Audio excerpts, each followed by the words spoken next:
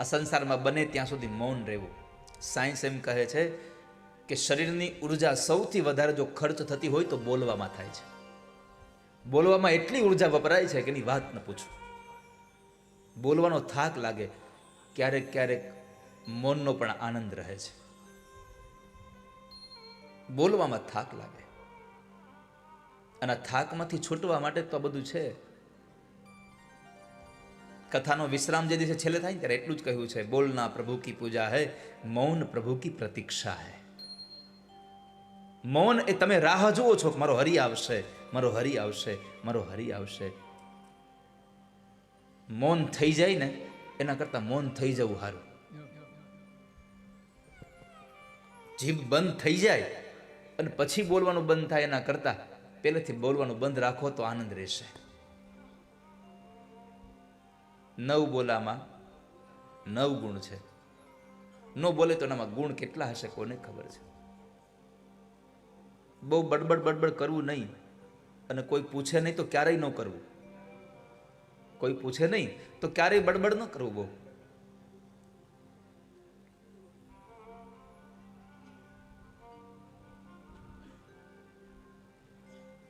સહદેવ જોશી હતા મહાભારતમાં. એને બધું જ્ઞાન હતું ભવિષ્યનું, આગળના સમયમાં શું થશે, પણ એને કોઈ પૂછે તો જ કહેવાનું. પણ ભગવાનના ભક્તો એમ કહે છે, જેને પરમાત્મા હારે લગ્ન લાગી છે, એ તો એમ કહે છે કે કોઈ પૂછે નહીં ત્યાંથી બોલાય નહીં, વાત બરાબર છે, પણ કોઈકનું અહિત થતું હોય તો પૂછે નહીં તો કહી દેવું જોઈએ. એ સાચી વાત છે, એ સાચો ભાવ છે. મૌન તમારે વ્રત છે. મૌનમાં તમે બેઠા છો, બોલવાનું ન હોય, મૌન તૂટી જાય. કોઈકનું અહિત થતું હોય, તમે જોવો છો છતાં તમે મૌન છે એટલે તમે મક્કમ રહ્યો છો, મારે નથી બોલવાનું, અને કોઈકનું અહિત થાય તો તમારું મૌન તૂટી જાય છે. પણ જ્યારે કોઈકનું અહિત થતું હોય એ સમયે તમે બોલો અને કોઈકનું અહિત અટકી જતું હોય અને તમે મૌન ખોલી નાખો તો તમારું વ્રત સફળ થઈ જાય છે. કઈ જગ્યાએ બોલવું ને કઈ જગ્યાએ મૌન રહેવું એની ખબર પડી જાય તો તૂટવામાં અને સફળતામાં બેમાં તમને ખબર પડી જાય.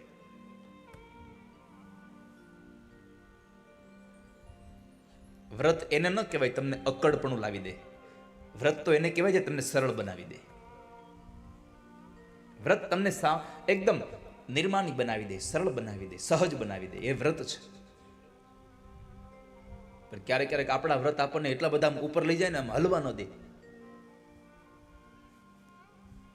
અરે આપણને જ ન હલવા દે, બાજુવાળાને ન હલવા દે.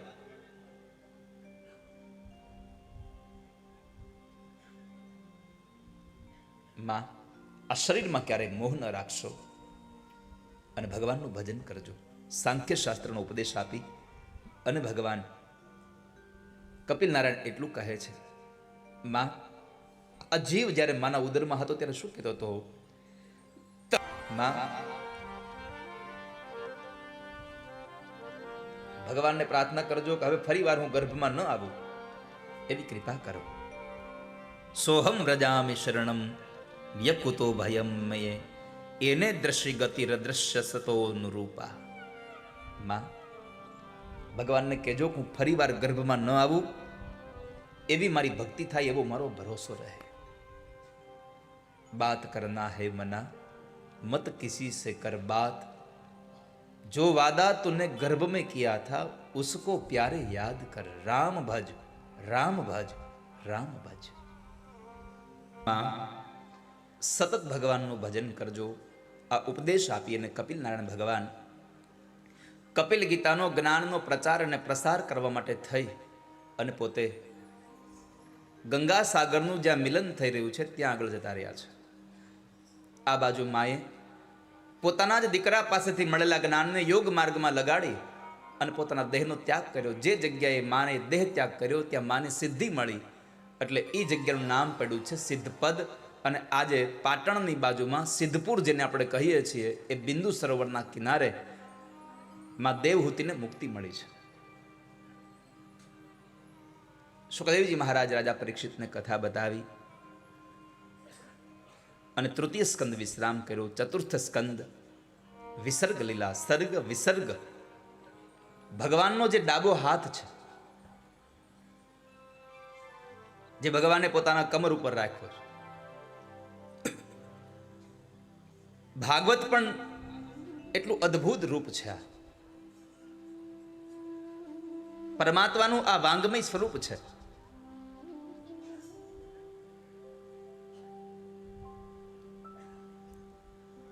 તો ચતુર્થ સ્કંદમાં 4 પ્રકરણોની કથા છે.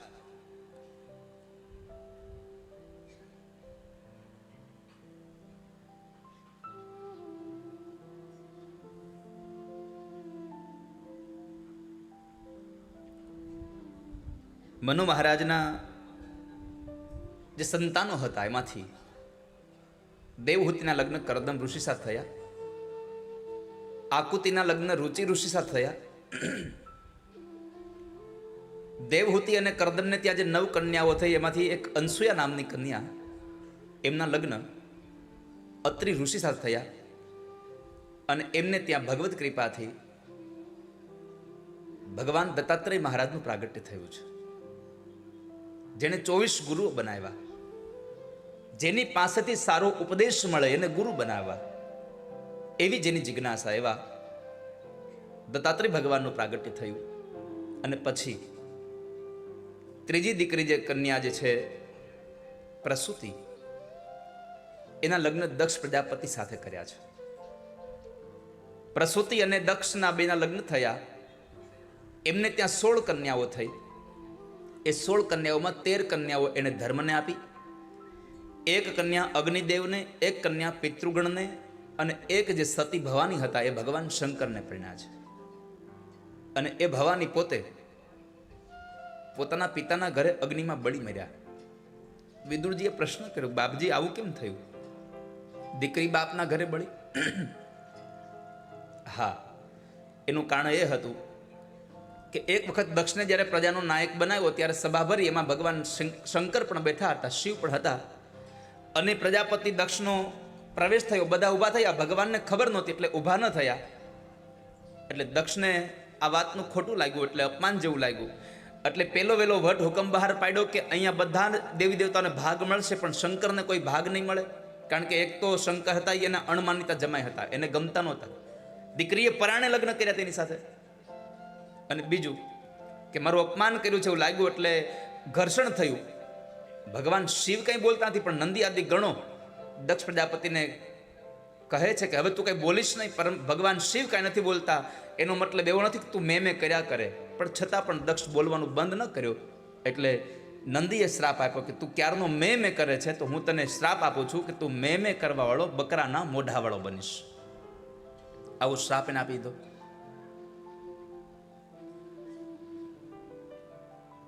થયું એવું, ભગવાન શિવ સૌને લઈને નીકળી ગયા. આ બાજુ દક્ષ પ્રજાપતિએ પોતાના અપમાનનો બદલો લેવા યજ્ઞ કરે છે. બધાને આમંત્રણ આપ્યું, પણ ભગવાન શિવ અને પોતાની દીકરી ભવાનીને આમંત્રણ ના આપ્યું. અને એમાં બરાબર જે દિવસે યજ્ઞ હતો, બધા લોકો યજ્ઞમાં દેવતાઓ જતા હતા. સતી ભવાની યજ્ઞમાં નહોતા જતા, કારણ કે એને ખબર હતી નહીં કે મારા પિતાજીના ઘરે યજ્ઞ છે. પણ બરાબર દેવતાઓ વિમાન લઈને નીકળ્યા ને ત્યારે ખબર પડી કે દેવતાઓ ક્યાં જાય છે. તો એને ભગવાન શંકરને પૂછ્યું કે પ્રભુ આ બધા ક્યાં જાય છે આ દેવતાઓ? તો કે તમારા પિતાજીના ઘરે યજ્ઞનો ભાગ લેવા. ભવાની પૂછ્યું, મારા પિતાજીના ઘરે કેમ? અરે યજ્ઞ છે ત્યાં આજે. એટલે ભવાનીને દુઃખ લાગ્યું, મારા બાપુજીની ઘરે યજ્ઞ, મને ખબર નથી. પછી ભગવાન મહાદેવે આખી માંડીને વાત કરી, દેવી તમારા પિતાજીની ઘરે યજ્ઞ છે, એનું કારણ આ છે, એણે મારું અપમાન કરવા માટે યજ્ઞ કર્યો છે, એટલે આપણને આમંત્રણ નથી આપ્યું. મારે તમારા પિતાજીની વચ્ચે થોડોક અણબનાવ બન્યો છે. ભવાની કીધું આપણે જઈએ, હું તમારા બંને વચ્ચે સમાધાન કરી દઉં. પણ ભગવાને કીધું કે દેવી જ્યાંથી આવકાર ન હોય ત્યાં જવાય નહીં. આવ નહીં, આદર નહીં, નહીં નૈનું માં ને વો ઘર કબહુ ન જઈએ, ભલે કંચન વરસે મેઘ. આવકાર ન હોય તો જવાય નહીં આપણે કોઈ દિવસ. અંતે ભગવાન તો કથા કરતા હતા, પણ ભવાનીનું મન નહોતું. ભવાનીનું મન બાપુજીના ઘરે પહોંચી ગયું હતું. એટલે ભગવાને કીધું તમે જાઓ ભવાની, હું નહીં આવું. એટલે ભવાની નંદી ઉપર આરૂઢ થઈને પોતાના પિતાના ઘરે ગયા છે. બહુ બધા લોકો ભવાનીને મળે છે. પિતા હવન જબ ગઈ ભવાની. જતાની સાથે યજ્ઞમાં બેઠેલા યજમાન એટલે કે દક્ષ યજ્ઞશાળામાં દીકરી જાય છે, બાપ દીકરીની નજર એક થઈ. માઈને આમંત્રણ આપ્યું નથી અને કદાચ વગર આમંત્રણે આવે તો કોઈ એને આવકાર દેવો પણ નહીં. કોઈ આવકાર ન દેશો એને. બધાએ ડરીને પણ કોઈ આવકાર ન આપ્યો. એમાં એકમાત્ર એવું એક સ્ત્રી હતી જેણે આવકાર આપ્યો. બેટા ભવાની આવી ગઈ. અને આ સ્ત્રી બીજું કોઈ નહીં, સ્વયં માં ભવાનીના માતુશ્રી પ્રસૂતાજી હતા. પ્રસૂતિ હતા, દક્ષના પત્ની હતા. કેમ? આ સંસારમાં તમને બધા લોકો છોડી દે પણ એક જન્મ દેનારી માં ક્યારેય ન છોડી શકે તમને.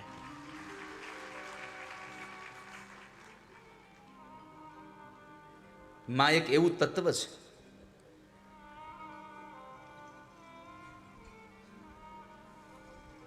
દુનિયા તર છોડે પણ માં ન છોડે કોઈ દિવસ.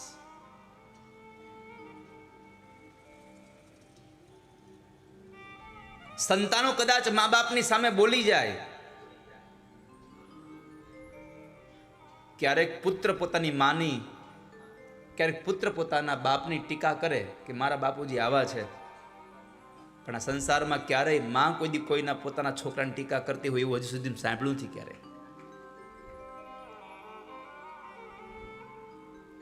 એટલે તો લખાયું છે, કુપુત્રો જાયેત ક્વચિદપી કુમાતા ન ભવતી.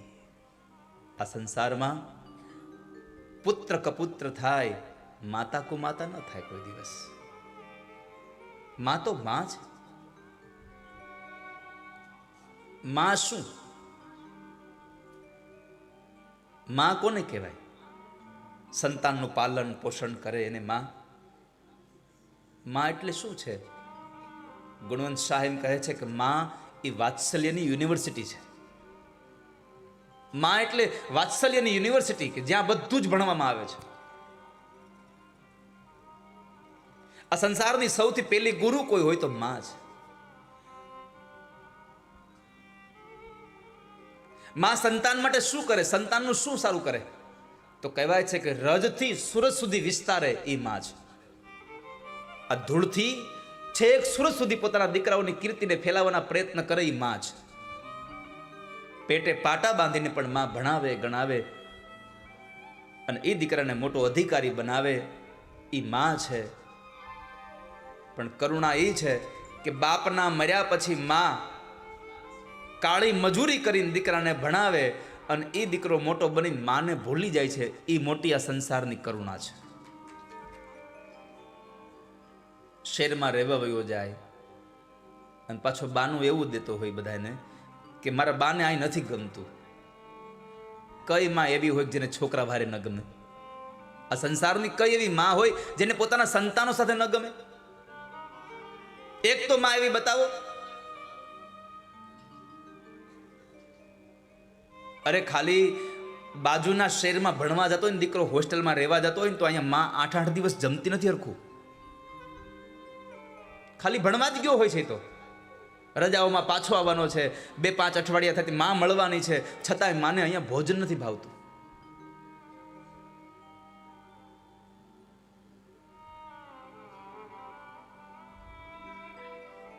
માં તત્વ કંઈક અલગ છે. માતૃત્વ એક અલગ છે.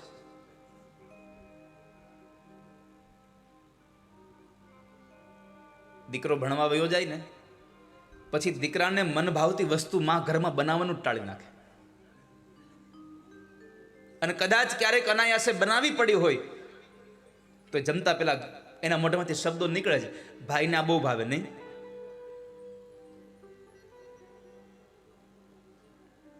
આ સંસારની માં એ છે કે દીકરાઓનું હિત ઈચ્છતી હોય છે. સંતાનોને અવિરત પ્રેમ કરતી રહે છે માં.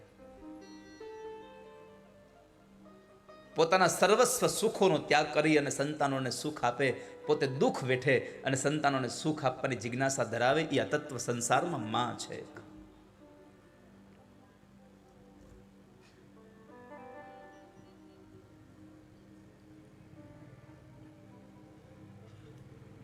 વાત્સલ્યની યુનિવર્સિટી છે માં.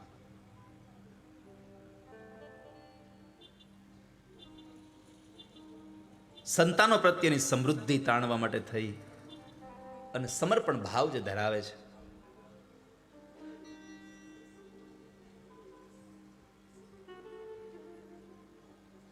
સંતાનોના વિયોગમાં સતત રડ્યા કરે માં,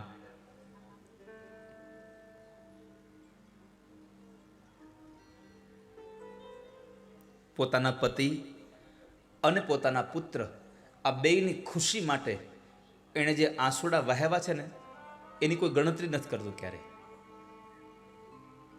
પોતાના પતિને સુખ દેવા અને પોતાના પુત્રને સુખ દેવા જે માએ આ દુનિયામાં અશ્રુપાત કર્યો છે ને, આ સંસારનો સૌથી મોટો કોઈ પાત હોય તો એ અશ્રુપાત છે. પણ એની તો કોઈ પાસે ગણતરી જ નથી. જેણે પોતાની જિંદગીને આખીને ખપાવી નાખી,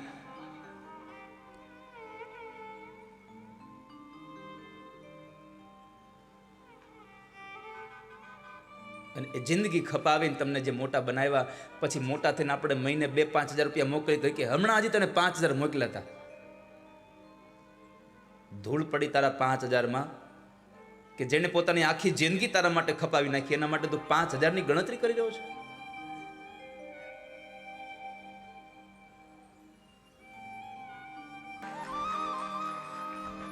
બે અવસ્થામાં મા બાપની આંખોમાં આંસુ હોય છે.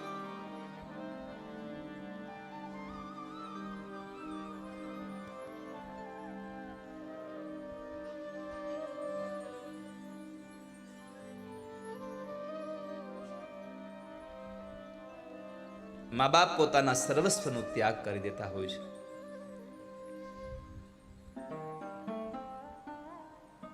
નાની ઉંમરમાં બાપ મૃત્યુ પામ્યો. દીકરાને ભણાવવા માટે એની માએ કાળી મજૂરી કરી અને એને ભણાવ્યો ગણાવ્યો, એને શહેરમાં ભણવા મોકલ્યો. એમાં એકવાર મા એને મળવા ગઈ તો એટલી માને હળધૂત કરી એણે, કેમ કે દીકરાની મા એક આંખે કાણી હતી, જરા રૂપમાં કાળી હતી, કદરૂપી હતી. અને ભણેલો ગણેલો દીકરો એમ બોલ્યો કે તું અહીંયા આવી શું કામ? એને તને શરમ ન આવી અહીંયા આવતા? આ તને જોઈને મારા મિત્રો બધા મને હસી પડશે, મારી મજાક કરશે, ચાલી જાય અહીંયાથી. આજ પછી આવતી નહીં કોઈ દી મને અહીંયા મળવા.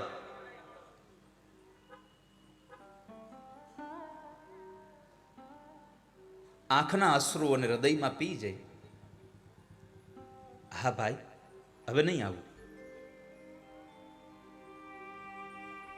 આ તો મને એમ થયું કે ઘણા દિવસથી મેં તને જોયો નથી ને તો મારો જીવ નહોતો લાગતો ક્યાંય. મને ક્યાંય ચેન નહોતું પડતું.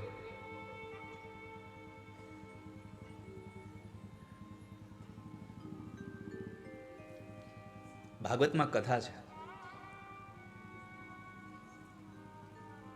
જ્યારે ભગવાન ઠાકોરજી ગાયો ચરાવવા ગયા અને પરમાત્માએ દડો કાલિંદીના ધરામાં નાખ્યો. ભગવાન કાલિંદીના ધરામાં ગયા કાલી નાગ સાથે યુદ્ધ કરવા. ત્યારે ઘરે બેઠી બેઠી માં યશોદા ભગવાન નંદ બાબાને કહે છે, સાંભળ્યું નંદરાય, આજ મારો જીવ મૂંઝાય છે, તમે જાઓ ને, લાલો એકલો ગયો છે. આજે કનૈયો એકલો ગાયો ચરાવવા ગયો છે, બલરામ ગયો નથી સાથે. અને મને કંઈ ગમતું નથી કે મારો લાલો કે મૂંઝવણમાં તો નહીં હોય ને, જાઓ ને તમે. હજી યશોદાજી અહીંયા નંદ બાબાને આટલું કહે ને ત્યાં એક ગોવાળે આવીને કીધું કે બાબા જલ્દી ચાલો, જલ્દી ચાલો, કનૈયો કાલિંદીના ધરામાં પડી ગયો છે. આ માતૃત્વ શક્તિ છે કે સંતાન જરાક પણ કઈ મુશ્કેલીમાં આવે ને તો સૌથી પહેલી એની ખબર કોઈને પડતી હોય તો એની માને પડે છે. કારણ મા સાથે 9 મહિના અગાઉ જોડાઈ ગયું સંતાન. એટલા માટે સૌથી સંતાન જો કોઈની સાથે વધારે જોડાયેલું હોય તો મા સાથે હોય છે.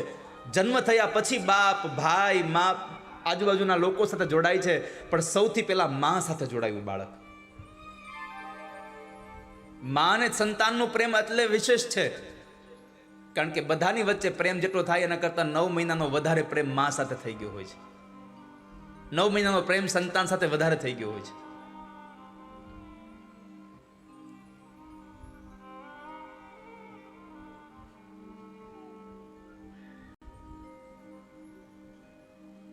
કાણીમાં જતી રહી છે. પછી તો દીકરો અહીંયા ભણવા લાગ્યો, એમાં બરાબર એને સારા એવા પરિણામ આવ્યા, તો વિદેશમાં ભણવા જવું હતું. તો જે છોકરી હારે એનું મન લાગ્યું હતું, એના બાપુજીએ એ છોકરીને બંનેને વિદેશ ભણવા માટે મોકલી દીધા. પણ એક શરતે, તારે મારી દીકરી હારે લગ્ન કરવાના, ગામડે નહીં જવાનું. વિદેશ ભણવા જવા અને સારી છોકરીને લગ્ન કરવા પોતાની માને તરછોડવાનું પણ એને વચ્ચે નક્કી કરી લીધું. હવે નહીં જાવ ગામડે. વર્ષો વીતી ગયા, સંતાનો મોટા થઈ ગયા. એમાં એક વખતના સમયે જે સ્કૂલમાં એ ભણ્યો હતો ગામડે, એ સ્કૂલમાં ભણેલા વિદ્યાર્થીઓ જે મોટા અધિકારીઓ બન્યા હોય, મોટો માણસ બન્યા હોય, એનું સન્માન સમારોહ રાખ્યો. એટલે ગામડેથી આમંત્રણ આવ્યું, એટલે આને જવાનું હતું. એટલે પોતે જાય છે, સ્કૂલમાં ગયો, સ્કૂલના શિક્ષકોને મળ્યો, સન્માન સ્વીકાર્યું, કાર્યક્રમ પૂરો થયો. પછી એમ થયું, હાલને અહીંયા એક મારી માં રહેતી હતી, જરાક મારું જૂનું મકાન છે, આટો તો મારતો જાવ. એટલે ત્યાં ગયો તો દરવાજા ઉપર બરાબર તાળું લગાડ્યું હતું. એટલે પડોશમાં પૂછ્યું કે અહીંયા મારી માં રહેતી હતી ને? તો પડોશના લોકોએ કીધું, ભાઈ એ તો થોડા સમય પહેલા જ ગુજરી ગયા. માં ગુજરી ગઈ? હા, પણ તમારી માં અમને એક કાગળ આપતી ગઈ છે અને કીધું છે ક્યારેય પણ મારો દીકરો આવે કે તમે એને મળો ને તો આ કાગળ એને આપજો ને. આ તમારી માએ તમારા માટે કાગળ આપ્યો છે, ઉભારો મેં આપીએ તમને. ઘરમાં જઈ અને એક બેન કાગળ લઈ આવી અને દીકરાને આપે છે. કાગળ ખોલ્યો ને એમાં લખ્યું હતું કે બેટા સુખી થાજો. મને ખબર પડી તારા લગ્ન થયા, તારા સંતાનો છે. મને મારા દીકરાને રમાડવાની બહુ હાશ હતી, પણ મને ખબર નહોતી કે તું ક્યાં છે, એટલે હું રમાડવા નથી આવી શકી. બીજું, એ દિવસે હું તારી સ્કૂલમાં આવી અને લોકોએ તારી સમાજ, તારા મિત્રોએ તારી હસી મજાક ઉડાવી, એના માટે તારી માને માફ કરી દેજે. અને છેલ્લું વાક્ય એટલું, તું દીકરા, મારે તો એટલું જ કહેવું છે, આ તારી કાણીમાં એટલા માટે છે કે જેથી તું નાનો હતો, તું પડ્યો ને ત્યારે તારી એક આંખમાં વાગી ગયું અને ડૉક્ટરે કહ્યું કે હવે આ આંખથી દીકરો નહીં જોઈ શકે, એટલે નાનપણમાં જ મેં મારી એક આંખ તને આપી દીધી. તારી આંધળી માના, તારી કાણી માના તને આશીર્વાદ છે, જીવનમાં સુખી થાજો. આંખમાંથી અશ્રુઓની ધારા સાથે એ માણસ ત્યાં પોતાનું કપાળ કૂટી રહ્યો છે કે હું માને ઓળખી ન શક્યો. આ સંસારમાં આપણે ક્યારેક ક્યારેક કોઈકને ઓળખવામાં મોડું કરી નાખીએ છીએ, અને પછી જ્યારે ઓળખીએ ને ત્યારે તો એટલું મોડું થઈ ગયું હોય કે પછી સંસારમાં વ્યક્તિને પાછા મેળવી નથી શકતા આપણે.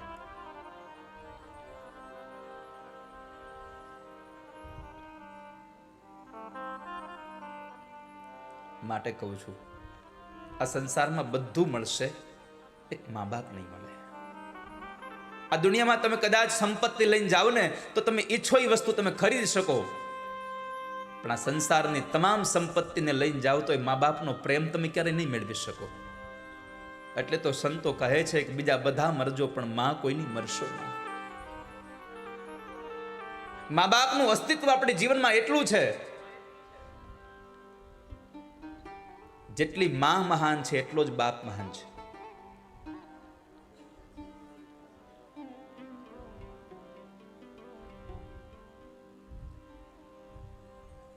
બાપ પોતાના જૂના કપડામાં દિવાળી કરે અને દીકરાઓને નવા કપડા પહેરાવે છે.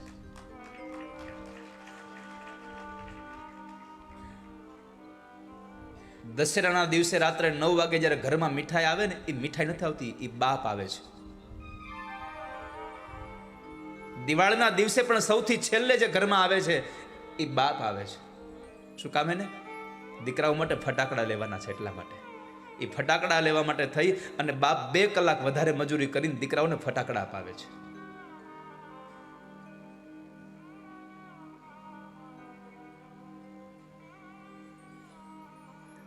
એટલે પુનિત મહારાજ લખે છે, માએ પણ જ્યારે આવકાર આપ્યો,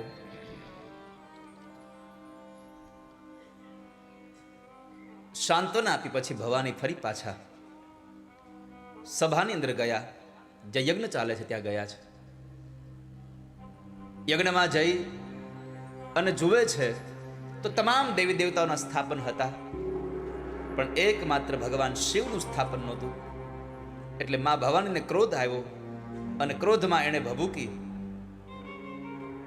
અને સભાસદોને સંબોધન કરીને કીધું છે, સુન દક્ષ પ્રજાપતિનું મસ્તક ઉતારી લઈ અને યજ્ઞમાં હોમી દો.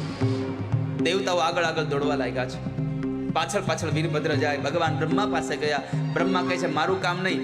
બ્રહ્માને હારે લઈને ભગવાન નારાયણ પાસે ગયા. નારાયણ પાસે ગયા તો નારાયણે કીધું મારું કામ નહીં, આના માટે તમે શંકર પાસે જાઓ. તો દેવતાઓ કહે છે કે અમે શંકર પાસે જઈએ અને ત્રીજું નેત્ર ખુલી જાય તો અમે રહીએ જ નહીં, અસ્તિત્વ વયું જાય મારું, તમે સાથે ચાલો.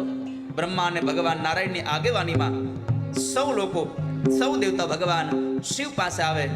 શિવ પાસે આવી પરમાત્માને જુએ છે તો પરમાત્મા માં ભવાનીનું શબ લઈ ઉત્તરથી દક્ષિણ, દક્ષિણથી ઉત્તર થતા હતા. અને એમાં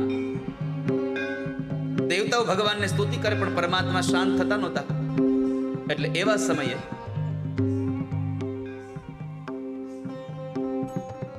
ભગવાન નારાયણે પોતાના સુદર્શન ચક્રને વેતું કરી અને ભવાનીના એ શબના ટુકડા કર્યા. એ ટુકડાઓ જ્યાં જ્યાં આ ધરતી પર પડ્યા ત્યાં ત્યાં શક્તિપીઠોની સ્થાપના થઈ. એમાં આપણે સૌ બધા એટલા માટે ભાગ્યશાળી છીએ ગુજરાતવાસીઓ. ગુજરાતવાસીઓને પરમાત્માની એટલી મોટી દેણ છે કે ભગવાન કૃષ્ણ 125 વર્ષ આ ધરતીમાં રહ્યા, એમાં 100 વર્ષ આપણા ગુજરાતમાં દ્વારિકામાં રહ્યા ઠાકોરજી. માં ભવાની એ શક્તિ સ્વરૂપે જ્યારે પોતાની ચેતનાઓને આ ધરતી પર મોકલે છે, એમાં માતાજીના શબના ટુકડા થયા 52 ટુકડાઓ, જ્યાં 52 શક્તિપીઠોની સ્થાપનાઓ. કોઈ જગ્યાએ 51 પણ કહેવાય છે, કોઈ જગ્યાએ 52 પણ કહેવાય છે. 52 શક્તિપીઠોની સ્થાપના થઈ. એમાં માતાજીના હૃદયનો જે ભાગ હતો એ અંબાજીમાં પડ્યો.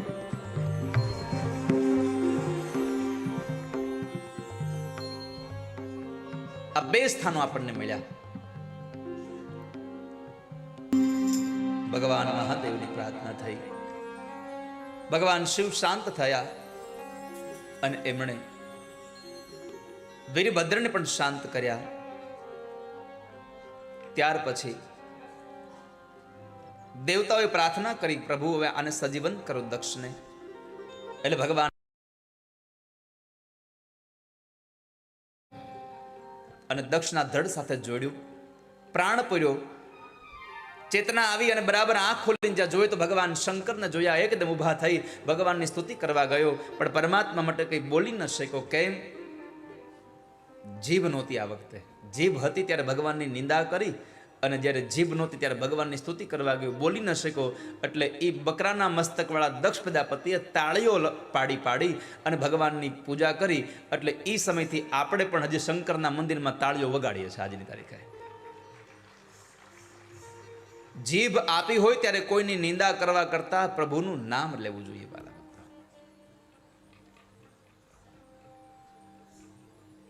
પછી ભગવાને દક્ષ પ્રજાપતિનો યજ્ઞ સમાપન કરાવ્યો.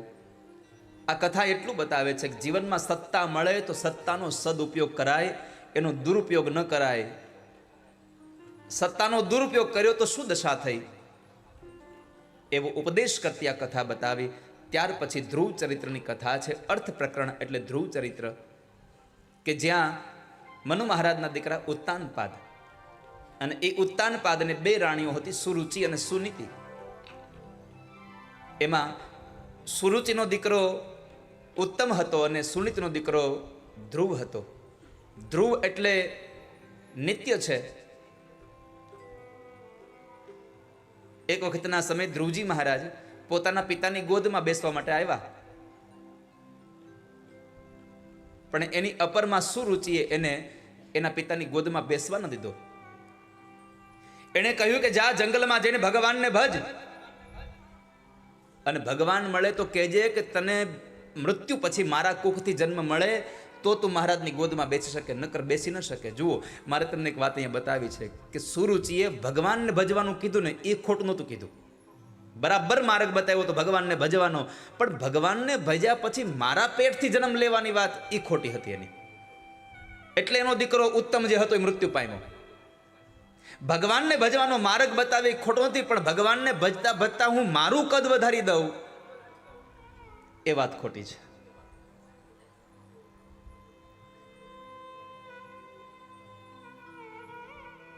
ધ્રુવજી મહારાજને જ્યારે કવેણ બોલ્યા છે, દુઃખ લાગ્યું એટલે રડતા રડતા માં સુનીતિ પાસે આવ્યા છે. સુનીતિ પૂછ્યું, બેટા કેમ રડે છે? તો દાસીઓ આવીને કીધું કે અપરમાએ વેણ માર્યા છે, કવેણ બોલ્યા છે, મેણા માર્યા છે. એટલે ધ્રુવને સમજાવતા એની માં સુનીતિ કહે છે, બેટા આમાં ક્યાં ખોટું કીધું છે? તને ભગવાનને ભજવાની વાત કરી, અને આમ પણ આ સંસારમાં આપણા સાચા પિતા તો ભગવાન જ છે ને, ક્યાં કોઈ બીજું છે?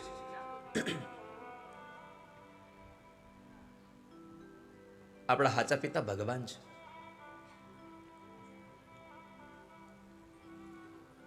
તો માં મને આશીર્વાદ આપો, હું ભગવાનને ભજવા જાઉં, હું પરમાત્માને ભજવા જાઉં.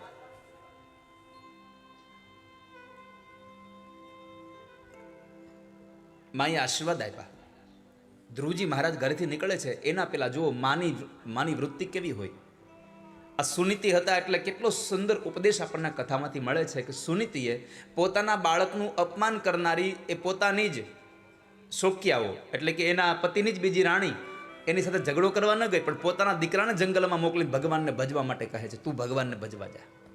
આ સુનીતિ હતી એટલા માટે, બાકી બીજી હોત તો ઝઘડો કરવા ગઈ હોત.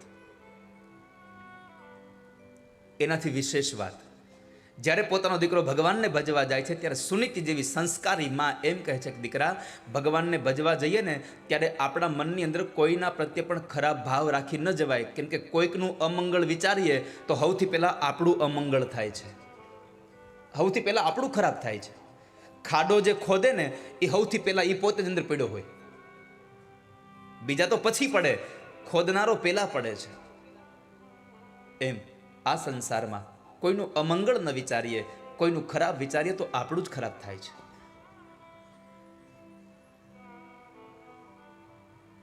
આપણું અહિત થાય છે.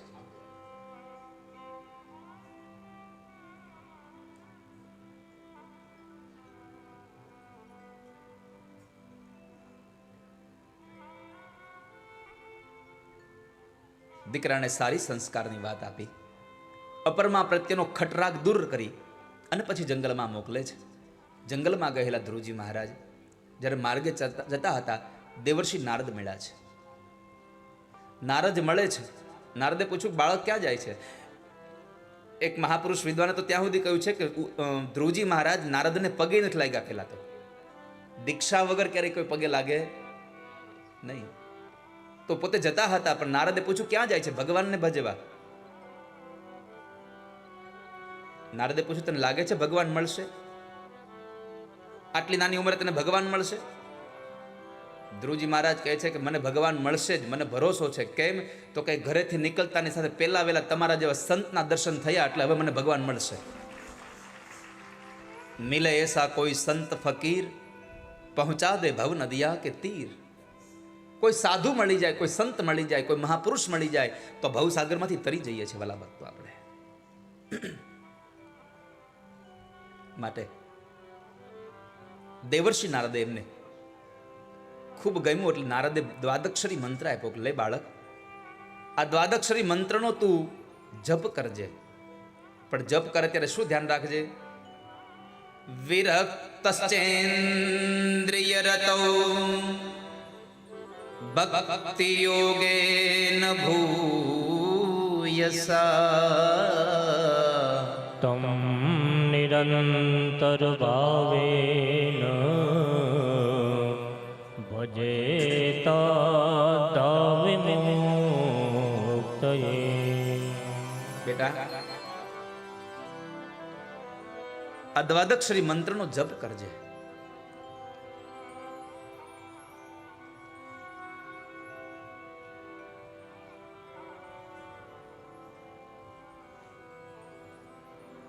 ભગવાન તારું મંગળ કરશે. ધ્રુવજી મહારાજ જંગલમાં ગયા, પરમાત્માને પ્રાર્થના કરે છે, ઠાકોરજી, હે ભગવાન, મને કોઈ પૂજા પાઠ આવડતા નથી.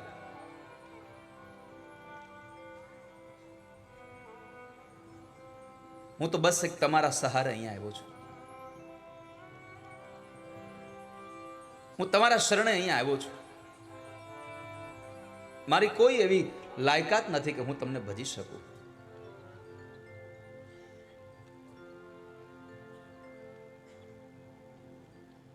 ન મને કોઈ સ્તોત્ર આવડે છે, મને કોઈ મંત્ર આવડે છે, ન મને કોઈ પૂજા આવડે છે, પણ બસ એટલી પ્રાર્થના છે, તમારા પ્રત્યેનો મને પ્રેમ જાગી જાય, તમારા પ્રત્યે મને ભાવ જાગે, એવી કૃપા કરજો. આ જંગલમાં તમારા સિવાય કોઈ નથી મારું. આ સંસારનો માણસ કોઈ પણ સોહમ મંત્રનો 10 કોટી 10 કરોડ જાપ કરે એટલે એને એક નાદનો અનુભવ થઈ જાય. નાદનો અનુભવ થવા લાગે. અસ્યેવ જપકોટ્યા નાદમનુભવતિ સચ દશવિધો જાયતે ચિનિતિ પ્રથમઃ ચિંચિનિતિ દ્વિતયઃ ઘંટાનાદ તૃતીયઃ શંખનાદ ચતુર્થઃ પંચમસ્ત્ર નિસ્નાદઃ ષષ્ઠસ્તાલનાદઃ સપ્તમો વેણુનાદ અષ્ટમો મૃદંગનાદઃ નવમો ભૈરીનાદઃ દશમો મેઘનાદઃ. 10 પ્રકારના નાદ સંભળાય. કેટલા? જ્યારે આંખો બંધ થઈ જાય અને બધું જ ભૂલાઈ જાય પછી 10 પ્રકારના નાદ અંદર થવા લાગે. એમાં પેલો છે એ ચીણી. 10 નાદમાંથી 9 નાદને ત્યાગ કરવા જેવા છે. નવમં પરિત્યજ્ય દશમમેવાભ્યસેત. 10મો નાદ સાંભળવા જેવો છે, જે મેઘનાદ થઈ રહ્યો છે. હવે આપણને થાય કે આ 9 નાદ, જે 10 નાદ છે, એનાથી શરીરમાં ખબર કેમ પડે કે આપણને આ નાદની અનુભૂતિ થાય છે? તો ઉપનિષદ એમ કહે છે, પ્રથમે ચિંચિણી ગાત્રમ, દ્વિતીય ગાત્ર ભંજનમ, તૃતીયે ભેદનમ યાતિ, ચતુર્થે કંપતે શિરઃ. પ્રથમ જે નાદ થઈ રહ્યો છે